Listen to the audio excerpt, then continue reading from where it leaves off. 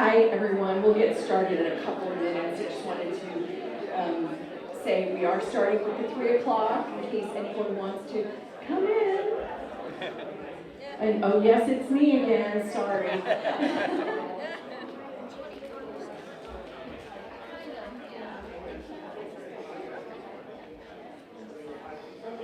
Thanks, Ben.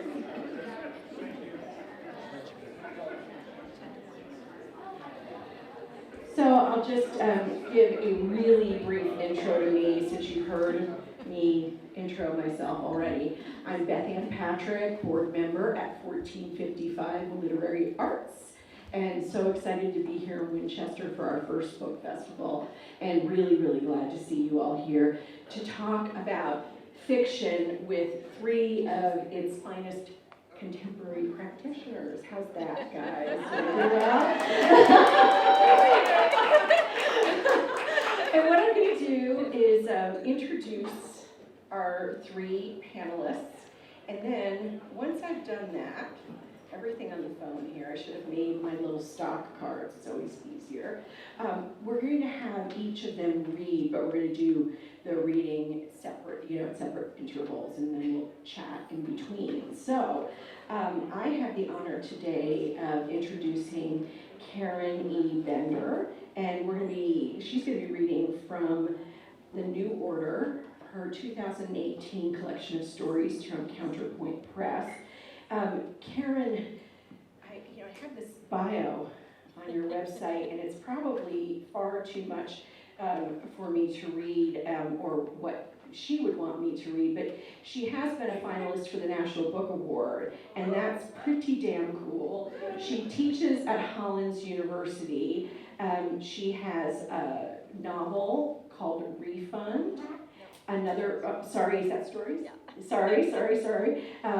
Like Normal People is one of her novels, and that was a Los Angeles Times bestseller, a Washington Post Best Book of the Year, and a Barnes & Noble Discover Great New Writers selection, and A Town of Empty Rooms, also from the Counterpoint Press. So, like Normal Peoples from Houghton Mifflin. So I'm going to ask Karen, with that incredibly awkward rendition of her bio, to read from one of the stories in The New Order from Counterpoint Press. And thank you, Karen, for putting up with me. Oh my God, well, I'm so honored to be here. Thank you, Beth Ann. Thank you to Sean for putting this together. This is amazing. There's no mic. Oh, mic. Okay. Oh, yes, sorry. Okay, thank you, Beth Ann. Thank you, Sean, for putting this together. This is just such a nourishing and wonderful literary festival. And I'm honored to be here and on this panel. So I'm just going to read a little bit from The New Order. So what I do with my fiction is I try to wrestle with something inside me, some unrest. And a lot of my unrest in the last couple of years or so has been with what's been going on in our country. So I was thinking, how can fiction respond to what is going on in the outside world? How is it different from, say, a Facebook post? How is it different from angry tweets, which I do all the time? How do you change people from the inside, which is, I think, what fiction can do. So one of the stories is, so these stories actually were evolving over a few years, and some were written more recently. This one evolved in the last couple of years. And violence and how, especially gun violence, affects people over time is something that I explore in the story. This is opening to the story, The New Order. We were friends, or we knew each other. Both of us had been in the other room when the attack occurred. This was in the 1970s, when these events didn't happen at schools. A teacher and a 9th grader were shot in the cafeteria. Another teacher was injured so that, from then on, her arm hung down like a broken wing. The girl who was killed was a member of the cello section, and she was named Sandra. We were all part of the intermediate orchestra of our junior high school, and she had been in the cafeteria, where we were also supposed to be 10 minutes after she had left the multi-purpose room. The cafeteria was serving fish and chips, and Sandra left early because she wanted to be first in line. The man went to the table and shot 2 teachers and also her, 1, 2, 3, everyone looking on in disbelief. The man had been one of the fathers of the school. As part of the process to get us past the incident, which was what they called the attack, after the assemblies and the short, not fruitful discussions in homeroom, telling us to report any suspicious behavior to the principal, our orchestra teacher, Mr. Handelman, decided to proceed as usual. In 2 weeks, we were supposed to audition for our chairs in the orchestra. We would each play for 1 minute, and the teacher would rank us on tone, musicality, and pitch, and arrange us in a new order. Lori and I had become strangely better friends after the incident. We didn't know Sandra very well, mostly knew her as a good cellist. She had a deep tone that you could hear in your stomach when she played that made the air feel like velvet. She usually occupied seat 3. Lori was seat 2. She'd always been seat 2. Seat 1 went to John Schubert, who was adept at pieces that required rapid finger work, whose thumbs slid buttery up the strings, and who was always, in a way that seemed almost supernatural, on key, but whose tone was sometimes thin, as though revealing some deep, unsolved craving within him. We all regarded each other with sharp, interested eyes. The new order was especially important because the first cello would perform a short 1-minute solo as part of a fall festival performance for the school. In the center of my heart, I wanted to be seat 1 someday. I practiced a lot. I was going to audition with my favorite piece, The Dying Swan, which felt perhaps problematic, but it was what I was best at playing, and I loved how I felt when I played it. My chest pressing against the wood of the cello, the sense I was inside the music, which felt like the heart of everything. And at that age, I wanted to crouch inside the heart of the world. I tried not to think about Sandra or the teachers when we sat in the cafeteria. We'd not been allowed in it for a week as the school administration scrubbed any evidence of the incident from the room. But unfortunately, there was nowhere else to feed us, so they let us back in. The room was now clean in a stringent, terrifying way, as though it represented all the thoughts we were not supposed to have about our futures. There were rumors about the incident. Everyone wanted to have a theory. Sandra had been wearing a tube top, and the murderer's father instructed his daughter, a 9th grader named Jen, not to wear tube tops. He was rumored to find them immodest and harmful in some way no one could explain. Or he shot at Mrs. Simon, an algebra teacher who had recently turned him down for a date. Sandra, unfortunately, just got in the way. There was no clarity on anything, as though there could be, but the cloudiness of the incident made everyone eager to contribute to the memorial. The school, now set up in a corner, a peculiar display with a few bouquets of flowers, some posters with large hearts drawn on them. Everyone was eager to show capacity for love. We talked about the other members of the orchestra with an intense desire to categorize them, sort them in ways that were flattering and not. Lori assumed a new mantle of authority following the attack, a new hardness that made it seem she wanted to press herself like a bug into amber, into the air. I looked at Lori and I wanted to fold myself into her, which was an impulse that alarmed me. I didn't know why I thought I would be safe in her. I wanted her or someone in the world to locate me. I wanted this so much I was dizzy. We glanced at the teachers, at other students wondering who might kill us. It could be anyone, apparently, and it was unclear what could be the armor to stop it. In this realm of anxiety, we briskly, authoritatively ranked one another, the others. We agreed that John was overrated in his playing, but had a beautiful way of spinning the cello when When he was bored, his long legs stretched out, and that Tracy I on the flute section was a bad player because her high notes never quite hit the right way. Lori called her mother a loser, her parents divorced, mother always out, or her mother's girlfriends coming over and all of them drinking vodka shots in the car. My parents were always home, but moved as if the air were made of jello, and they believed the world was always about to break. We sat in that gleaming scrub cafeteria and ate our sugary hamburgers. The world was trembling around us, and it seemed it was going to eat us. We did not talk about the incident. We did not talk about everything we did each day to our classmates in our minds, for the boundary between the violence outside and inside our minds seemed thin and permeable. Routinely, I would be murdering an unbearable violinist who gave me cold, diminishing looks, or pressing myself naked against the first clarinetist who had delicate, beautiful arms I wanted to wrap around me.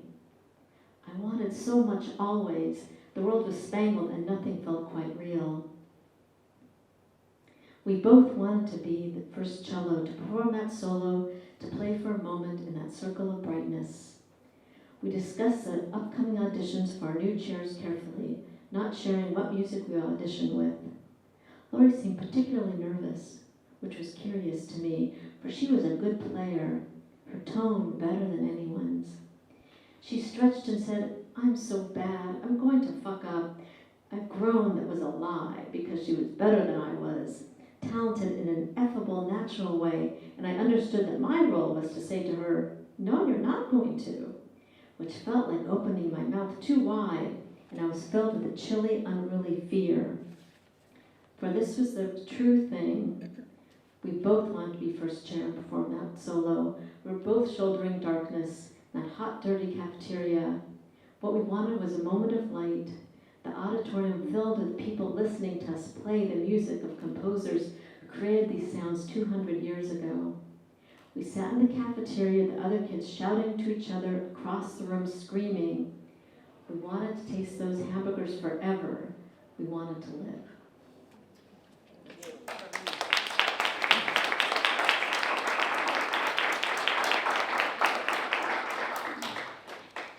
We wanted to taste those hamburgers forever. The first time I have seen school lunch effectively used in fiction. Thank you so much, Karen. And as I said, we're going to take a few minutes and talk before the next reading, but let me introduce the other two panelists.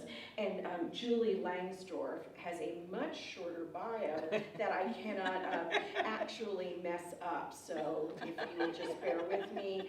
Julie Langsdorf's short stories and essays have appeared in LitHub and Electric Literature, among other publications. She has 2 children and lives in Washington, D.C.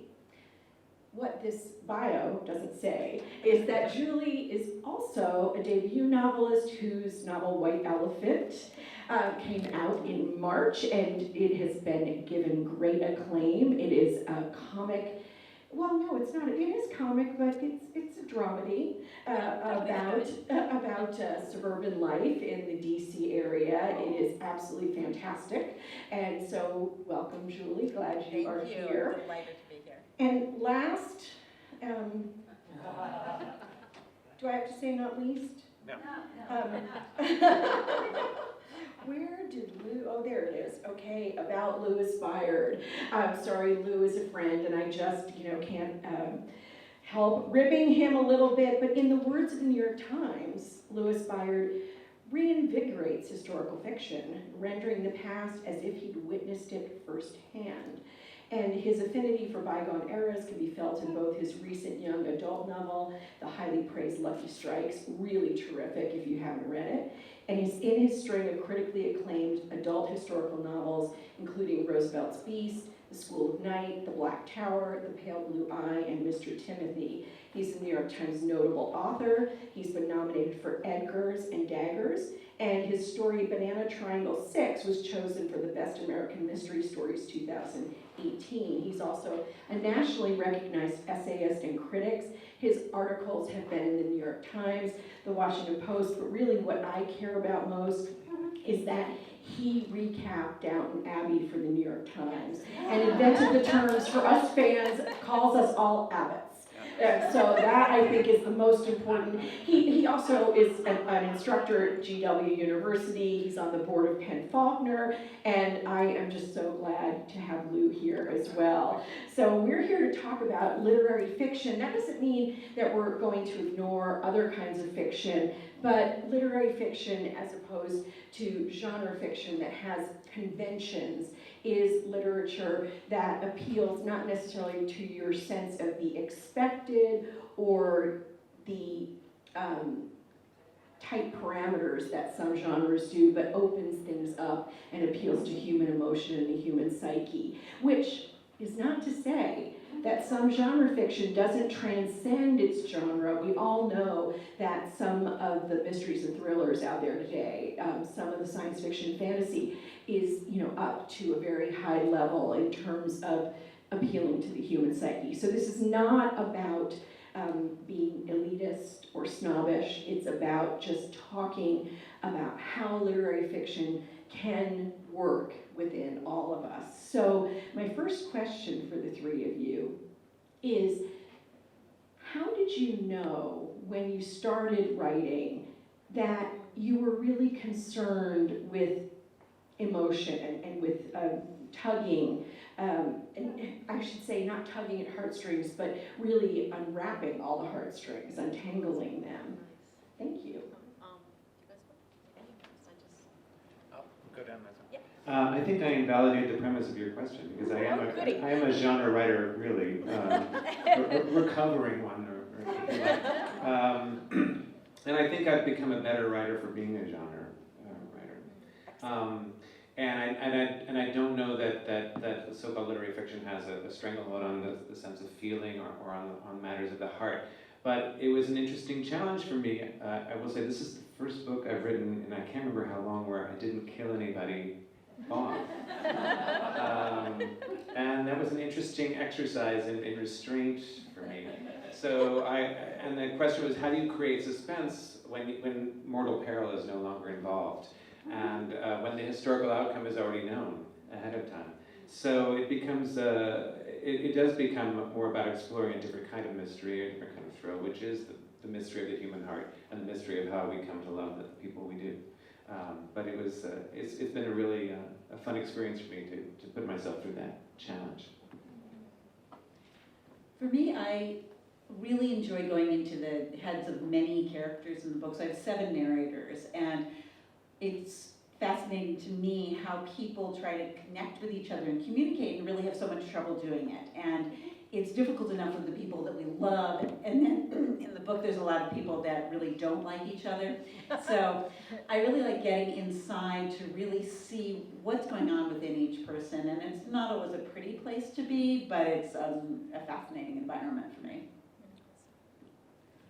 Yeah, I mean, I started writing when I was a kid, and sometimes I think I wrote in response to holiday letters that, would go around and, to like, our family had the greatest year and everyone's doing well and we all love each other. And I just would read those and I'd think, this isn't us, this isn't my life. And just how I would see the world portrayed in so many ways it felt false to me, like in advertisements or on TV. And I just thought, what is it to write something honest? And then I remember, when I started reading work that, called back to me in a way that felt incredibly honest. And I just felt this incredible connection with the writer, and I felt my own feelings affirmed. And that's why in my own writing, I feel like I really want to write the feelings that people want to hide. Like the idea of competition between 2 middle school cellists when, there's been a, horrible crime, and a murder, So I think the idea is, how do you write about things that are not expected, that we don't talk about, and that's what fiction can do in this way that's wonderful. Fiction can do a lot of things that nonfiction can't. And even though I'm sure there are people who love nonfiction in the audience, if you're here, you do love fiction and you do love reading and perhaps writing it, so it allows those multiple perspectives.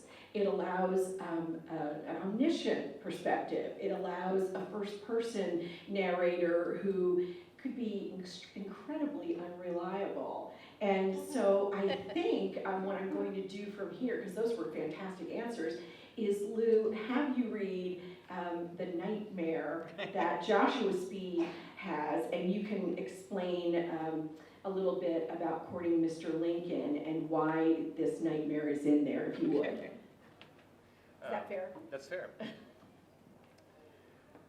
Okay, well, I just backed away from mystery, but this book was inspired by a mystery. In 1842, January of 1842, Abraham Lincoln suffered the most severe depressive episode of his entire life. He was bedridden for weeks. Friends despaired of his life. All the sharp objects were taken away from him, and it was really several months before he really recovered. At no other time in his life did he have such a low psychological ebb.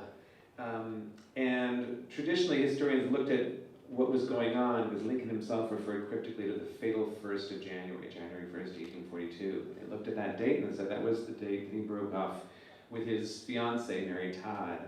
That was also the date he learned that his dearest friend in the world, Joshua Speed, was leaving and going back to Kentucky. So you have two traumas capping two very intense relationships, both of them happening at the same time. And that's what this book is really built around. It's a love triangle with Lincoln in the middle. My agent calls it a Jane Austen novel with Abraham Lincoln. And you have rivals for his heart. So this is the first time in the book where Joshua Speed takes over the telling of it. I should say he's a gentleman from Kentucky. He owns the dry goods store over which Lincoln sleeps. And in fact, they share a bed. They share a bed for 3.5 years. But this is the first time we meet Joshua. It was everything you'd expect of a wedding. The air thick with lilies and gladioluses, candles gleaming from every sconce and niche, the parlor furniture in clean rows, and supper still warm in the adjoining room. Why then was everyone so sad?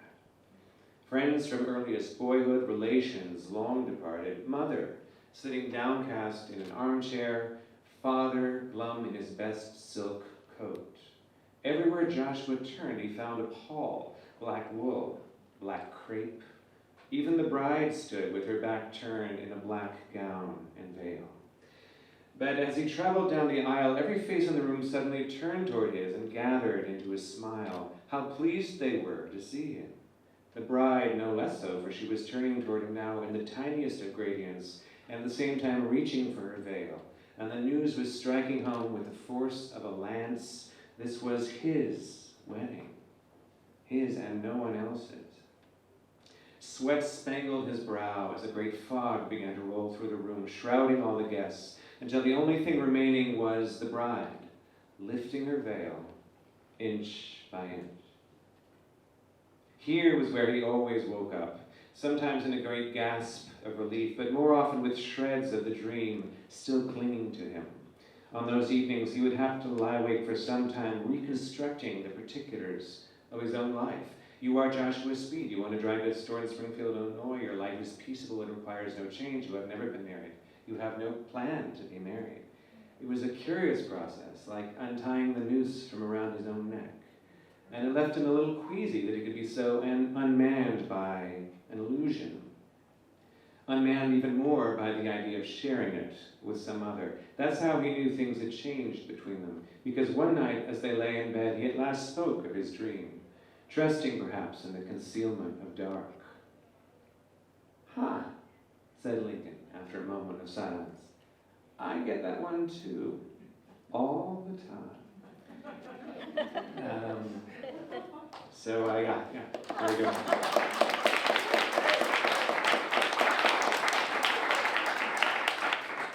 Inching up the long black veil. Oh. One of the things I loved about courting Mr. Lincoln is exactly what you mentioned earlier, Lou, which is that you had to learn how to create suspense without a buried treasure, without a dead body, without, it isn't easy, and you really managed to do that. And I think fiction is a place, we would never know Joshua Speed's inner life this way without fiction. So let's talk about where those perspectives come from for each of you.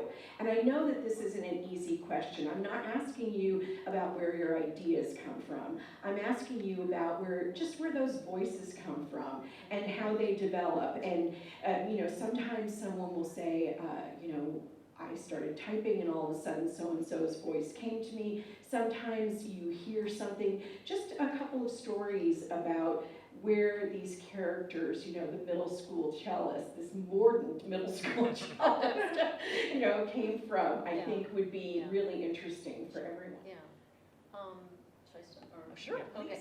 So I guess every story is going to be different. And when I write, I tend to go to a certain feeling. And I have actually these 10 commandments from becoming a writer, which are on my website, Carity Bender, and one of them is feel how it feels when the writing's going well. Remember that feeling, it will come back. Because sometimes I'll feel like I'm writing and it's like pushing a boulder up a hill. And I usually feel like the yeah, boulder. that's just crushing it. Yeah, there's like a bad boulder involved.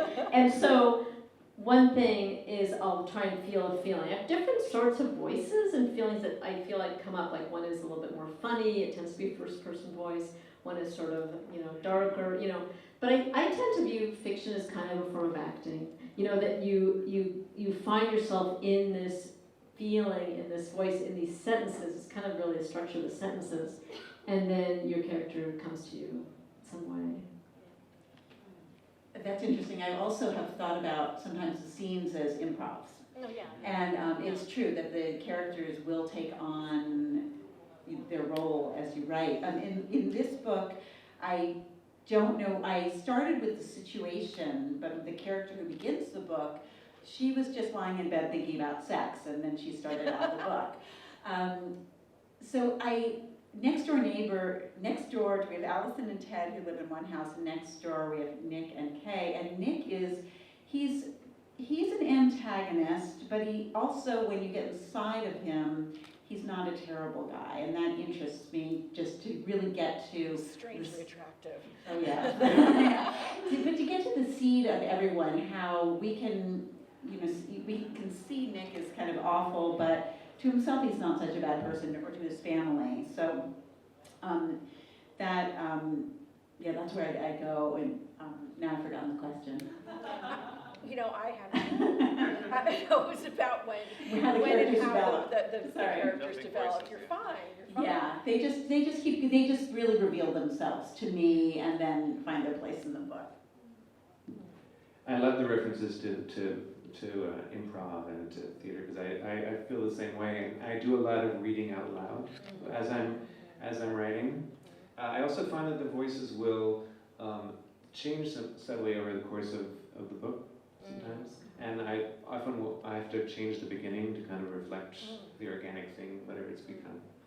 For historical novelists, I will just add that there's the virtue of having records. In the case of Speed and Lincoln, there are these amazing letters that Lincoln wrote to Speed in 1843, months leading up to Speed's marriage. And it was these documents actually made me want to write the book, because I read them as two guys coaxing and coaching each other toward what we would now call a heteronormative lifestyle. And as I've opened this window, they were terrified about the wedding night, for instance, terrified about the wedding night. And Lincoln demanded that Speed write him the day after and let him know how it had gone. Like, these are not alpha males. So that dynamic was really interesting, and it informed the voice and everything else. So. I will say, I hope someday that I will be publishing fiction, but so far the only fiction I've published is a short story, one of Richard Peabody's Grace and Gravity series. And that story, it came entirely to me in a dream. Every detail, the rug, the plot, the characters, the way the bookshelves looked, it's so fascinating, and I'm so glad that I wrote it down, because, again, I'm not trying to be really boring about the creative process. I'm trying to say it's so different from all of us, isn't it? It's such a wild, tenuous thing, that you sometimes have to grab the tiger by the tail, if you will.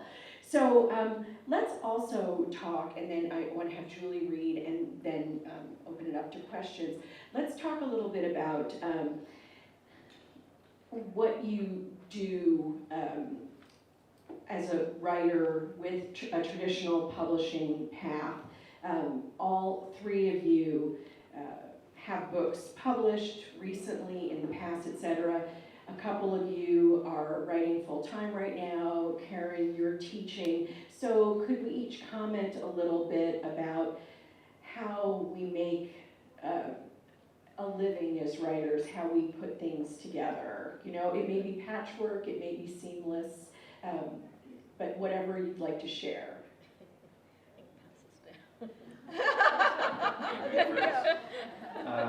Wow. You know, for me, it's a constant dance. It's a constant hustle. Honestly, I make some good money from books, but book money is also really spread out and sporadic. You can go 2-3 years without getting any book money. And so I teach and I do reviews and I work a lot of different projects.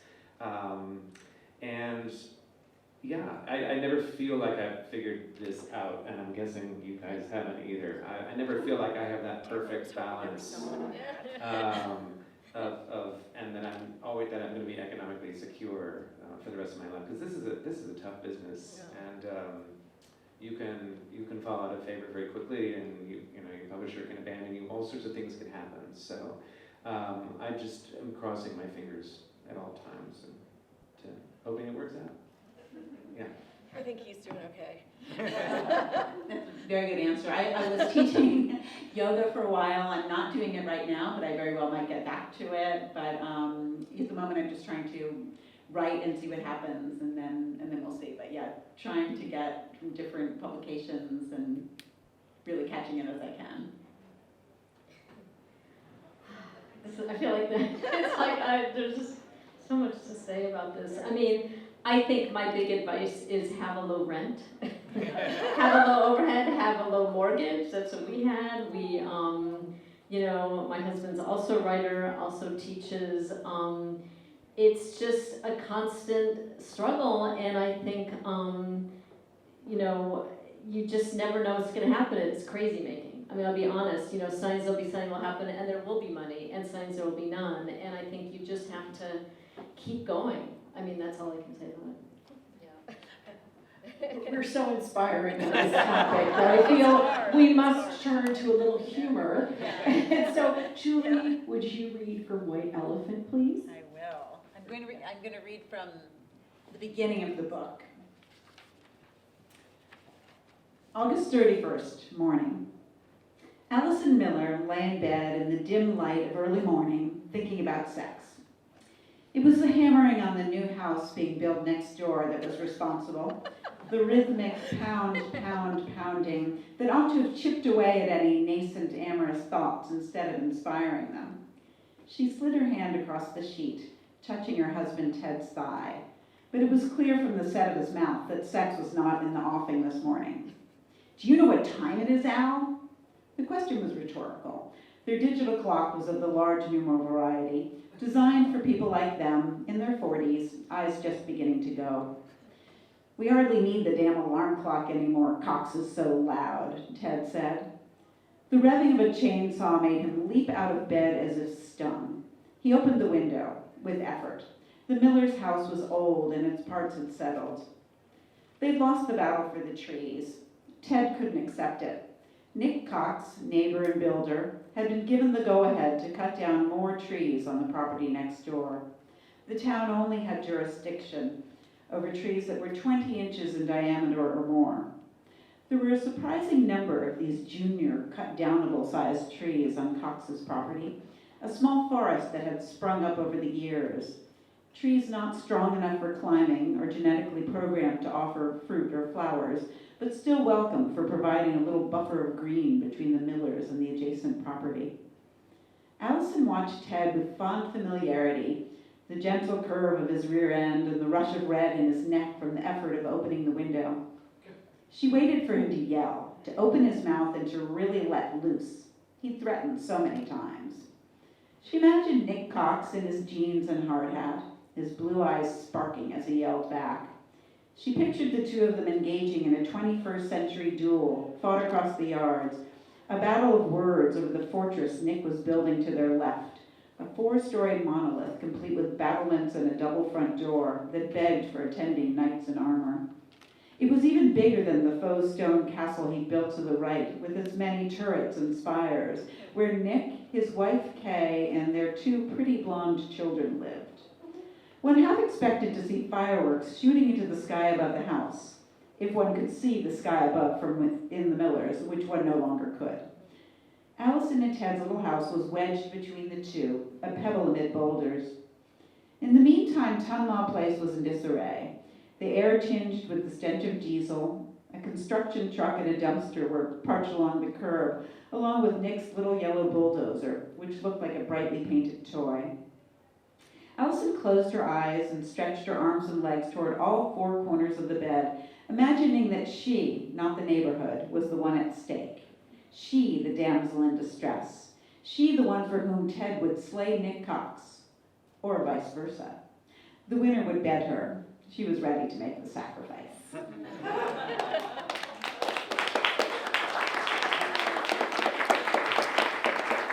You just could not resist naming him Nick Cox, could you? We can talk about it. So with that, I want to open things up to questions from everyone, and I'm sure you have them. If you don't, we'll continue to chat about fiction, but let's go. Yes? We all hear that old adage, write what you know. How important is that in modern fiction? It's a great question. I think write what you know, but you may know a lot more than you think. You know, and I do feel like I know my first novel was 2 points of view. One was actually a 14-year-old girl, and one was a woman in her 70s. And the woman in her 70s, I had to imagine sort of based a little bit, you know, someone of my own grandmother, and it was much easier, weirdly, and it was so much more fun. So I think the imagination is really just a wonderful door. Yeah. I would say write what you know, but then learn things so you know them and you can write about them. Yeah. That's a great, I think, I agree with you both. I think write what you know can be a very limiting prescription. Yeah. The way I amend it in my mind is write what you need to know. Yeah. Because that gives it an emotion and a drive Yeah. to your work. And I was going to say, this is talk about the superficial. I think on Pinterest I saw, you know, it's not, you know, write what you know, it's write what you want to know about, as Lou was just saying. So clearly, because it was on Pinterest, it's the answer. But you know, I see a lot of discussion about this, you know, at all levels, really. So I think it's an important question, and maybe one that I haven't read enough craft books to say that I have found one that really speaks to that. So if anyone knows of one, that would be a great resource for us all. No, not for the published authors. Anyone else? Anyone else? Other questions? Yes, Mary? Talk about the difference between writing short stories and writing novels. There we go. Yay. Well, I've written both, and I sometimes think, what would my career look different if when I was in grad school, some agent said, I can't wait for your story collection, as opposed to like, I can't wait for your novel, like, because that's what story writers get all the time, is where's your novel? And I mean, I think as a writer, you have to write what you want to write, what you feel drawn to writing, and personally, I feel more suited to story, but just maybe my attention is a little more, you know, focused on the short form. But I feel like a story encapsulates a moment, can grapple with, you know, these intense kind of dreamlike moments in a way that's really special. But I think that as a writer, then looking at the world, it's very tricky because though bizarrely, you know, you're taught stories in college, in story, you know, workshops, often people write stories, all you hear about from the publishing world is no stories. So that's like kind of a little It's true. disconnecting, yeah. I really like creating the whole world of a novel and really sticking with it and sticking with the characters. So I haven't written short stories for a while, but yeah, for me, I prefer that. I think I only write about one short story a decade, honestly. It's like, along with the census, I write a short story. But I find them enormously challenging in the way that a lyric poem would be challenging. To me, you have to find the exact right words. You know, a book can sometimes be baggy, or at least it can survive an arid stretch or two, but I feel like a short story needs to just sing from the first to the last.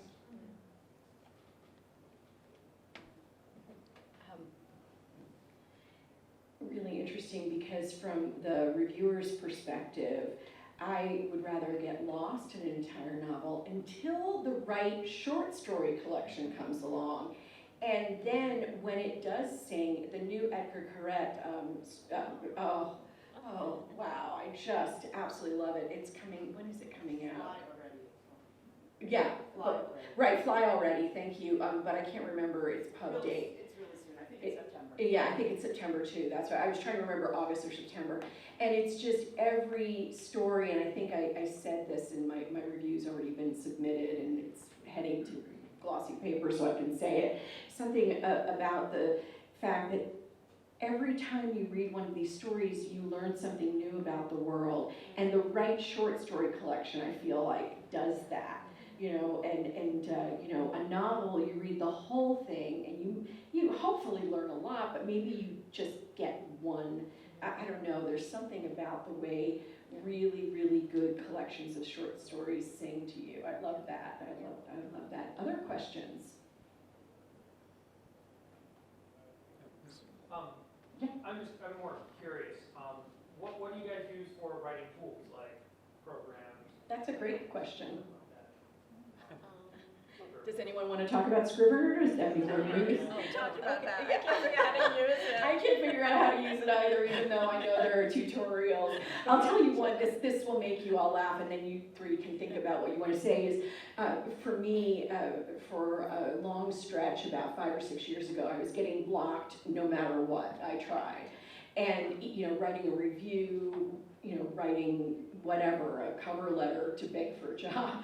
And I finally, there's a website, I'm sure a lot of people know, loremipsum.net, that generates lorem ipsum text, you know, that designers use. And I just love going there. If I've got, let's say I have a 750 word review to submit, and I have a lead but not much else, I just go and put in 725 words of lorem ipsum. Oh, lipsum.net, that's the website. And it has been one of the most useful tools for me as a working writer. I can't tell you, it makes me feel so serene seeing all of that text on the page. I use a laptop, that's all. I can't figure out Scrivener, although I've tried. I'm afraid I'm gonna lose my words, so I just really I make lots of files of different things and different chapters and things that I'm working on, but nothing fancy. And the same here, just word files. Do you all always have a printout of your latest manuscript? Because I know some writers who will not, even though they have their saved files, have to have that pile of paper. No? No. Not even a thumb drive? I have Dropbox as my backup. Gotcha. There you go. Very unfancy crew. I know, here. we're low tech. I know, I think it's Terry Jones who is devoted to her Alpha Smart. You know, the little type, it just saves text files, so you can't get onto the internet while you're working. There's another new one out there like that as well. So I do know a few writers who have to completely block the internet. So Write or Die is another site. Yes!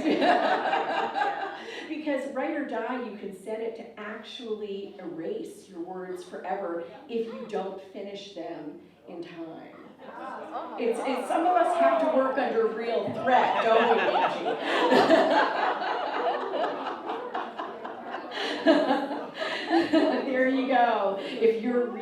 motivated by imminent death.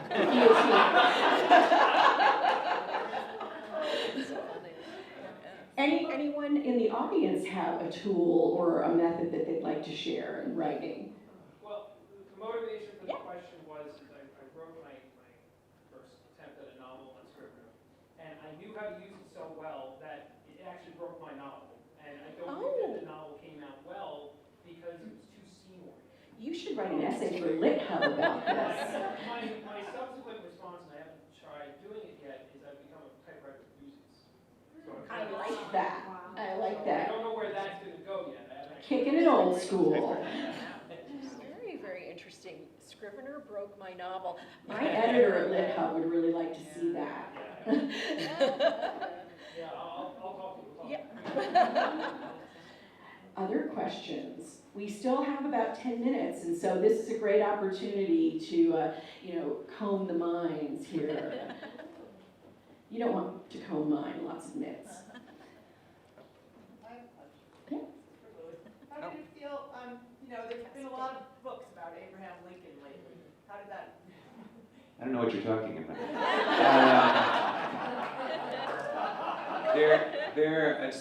To give you a number, according to the Library of Congress, there are 9,100 books that have been written about Abraham Lincoln. So, yeah, which means that 9,100 times some poor fool tried to get the measure of him. But I think the reason that we keep writing about Lincoln specifically is because he was such a mysterious figure. Even the people who knew him while he was alive never felt like they knew him.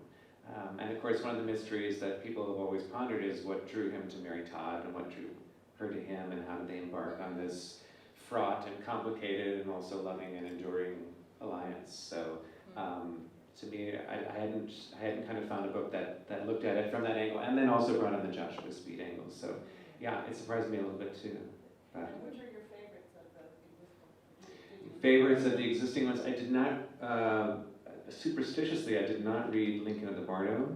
Even though it's a completely different part of Lincoln's life, but I didn't want to have George Saunders' vision kind of competing with mine, even though I love George Saunders. I guess I can read it now. You can read it again, better. You should, it's I great. will. But were there other ones? No, I usually, the ones I looked at were mostly nonfiction books. Sidney Blumenthal's done some really excellent work on younger Lincoln, and who else? I even read some of Carl Sandburg's old stuff, because he was very evocative of the period. So, lots of stuff. Yeah. Thank you for the question. And actually, a follow-on question for you about that, which is, I'll just shout. You evoked a relationship between this man who became a towering figure, but you made Mary Todd, this petite woman, a towering figure of her own in his life. And I hadn't seen that before, because usually you hear Mary Todd Lincoln and you think asylum, depression, dead children, problems.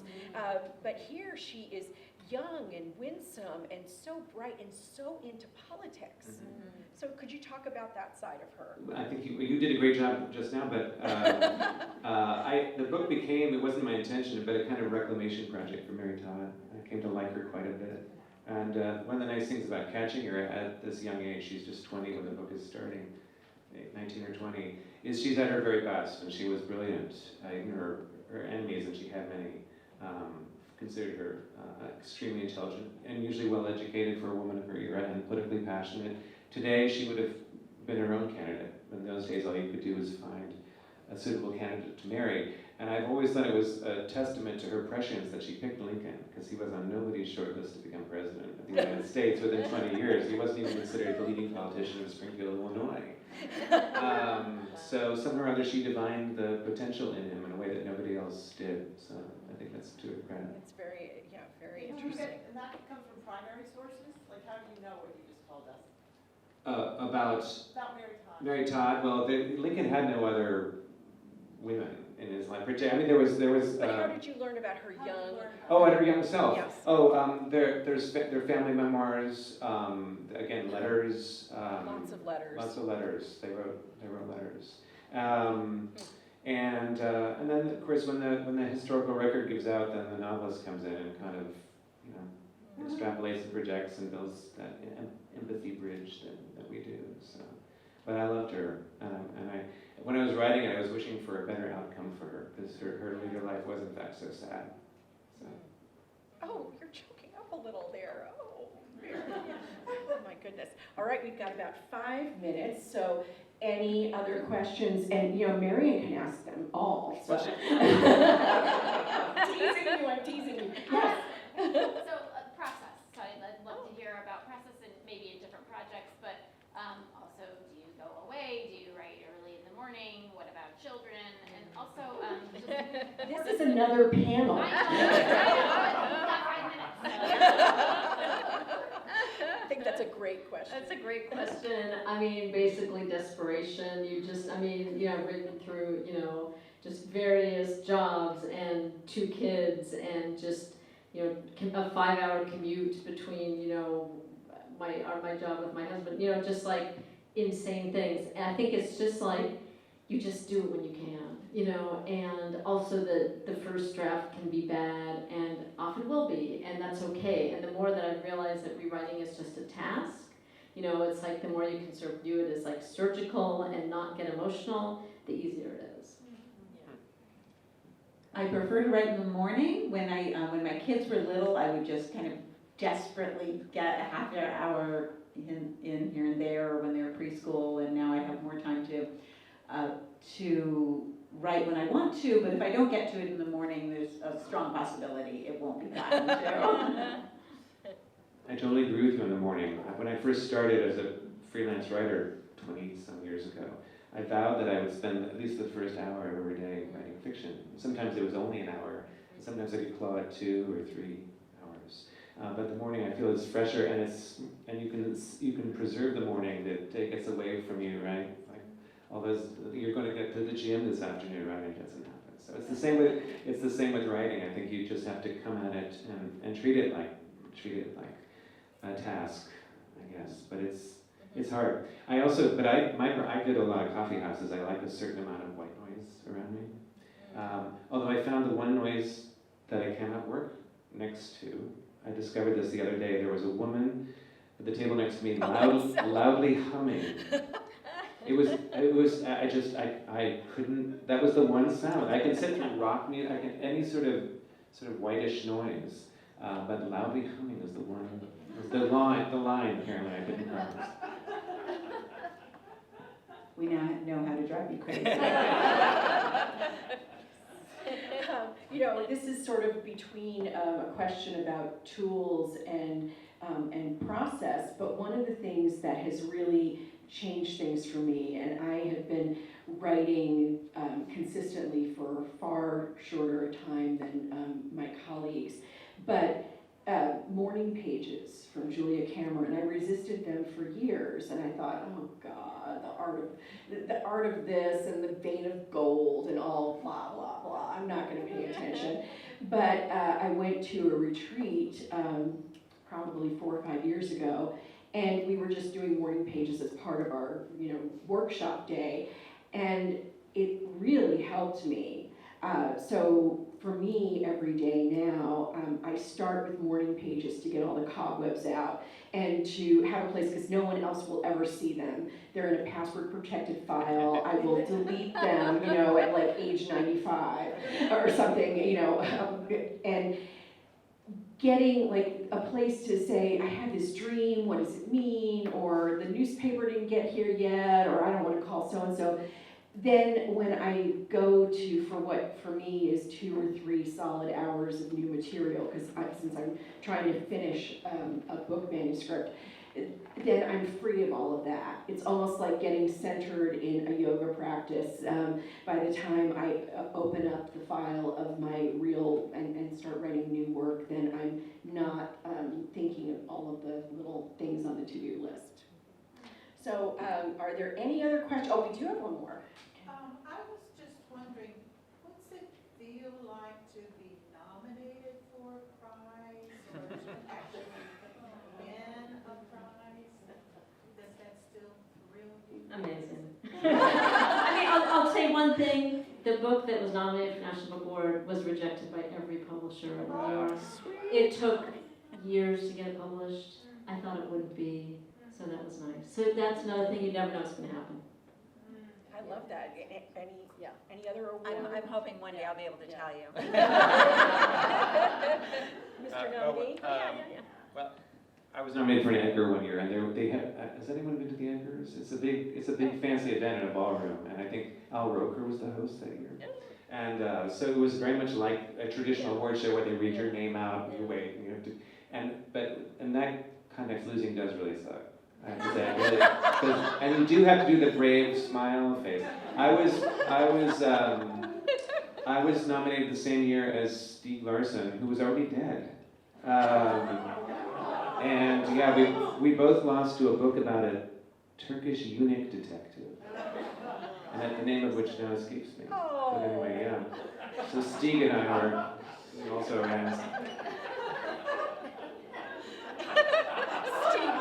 Stieg Larsson also ran Lewis Fire. There's a blurb for you.